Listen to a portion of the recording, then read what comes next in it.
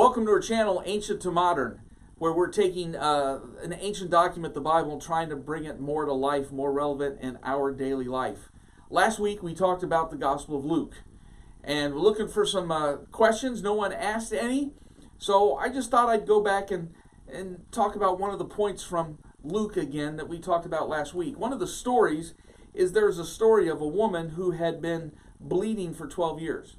Now, this is a strange story to find in Luke for a lot of different reasons. First reason is a woman is the main character.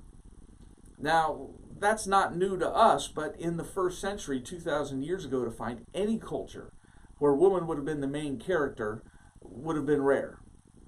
And so she's the main character. The second thing is that she's been bleeding for 12 years.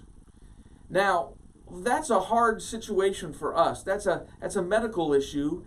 And that's kind of how we read the story. Here's a woman who's been bleeding. Something is physically wrong with her. Something was physically wrong.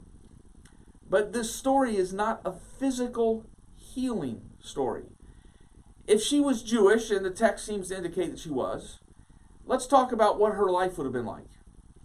If you lived in a Jewish community that was faithful to the Jewish law, a woman who was actively bleeding would have been considered unclean.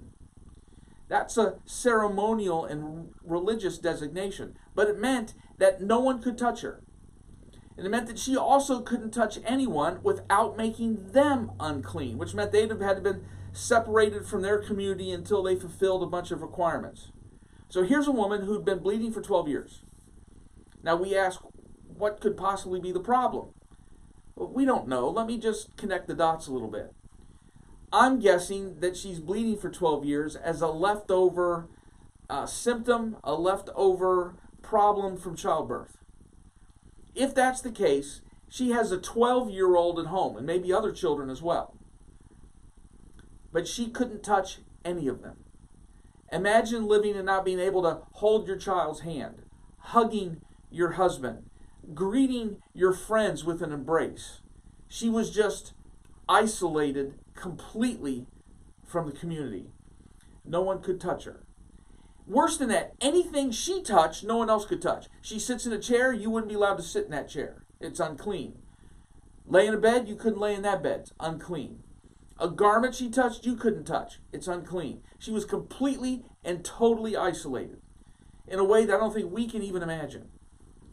She sees that Jesus is coming, and against all hope, she thinks, maybe if I could just go touch him, maybe I'll get better. So she begins to sneak through the crowd. The text tells us she's trying to avoid being seen. And the reason why is because people might have known she's unclean. She doesn't want to be embarrassed. She doesn't want to be shamed. She's had too much of that in her life. So she sneaks her way through the crowd, trying to not be seen, trying not to touch anyone, positions herself where Jesus walks by, and as he does, she reaches out just to touch his garment. Now, if we're reading that in the first century, some of the tension would be building throughout the story, because as soon as this woman touches Jesus, he would become unclean.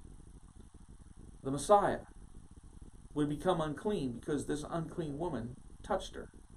And he touched him. She reaches out, touches his garment, and the text is very plain. Immediately she was healed. Instead of Jesus becoming unclean, she is immediately made whole again. Now we read the story and we think, this is about her issue. Hey, she was bleeding, now she's not bleeding anymore. This is great. Jesus made her feel better. Everything's good. This story is not about how she feels. This story is about, is she a full member of the community? Is her life made whole? And her life has been made whole. She can now go home. She can hug her children. She can embrace her husband. They can share a table together. They can share a place to sit, share a bed, share a bunch of things that she hasn't been able to share before. In the Gospel of Luke, all of the outside people are the ones that get it. The religious folks, they don't. This woman, this unclean woman who'd been bleeding for 12 years, is the latest in one of our line of heroes from the Gospel of Luke.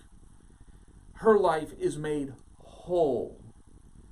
We tend to think sometimes, if we grow up in the church, that the Bible and Christianity is about making bad people good. That's not what it's about.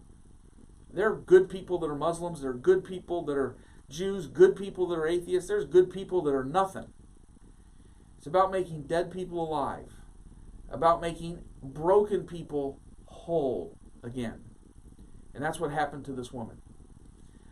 I hope you consider some of these stories. Consider the God that makes broken people whole.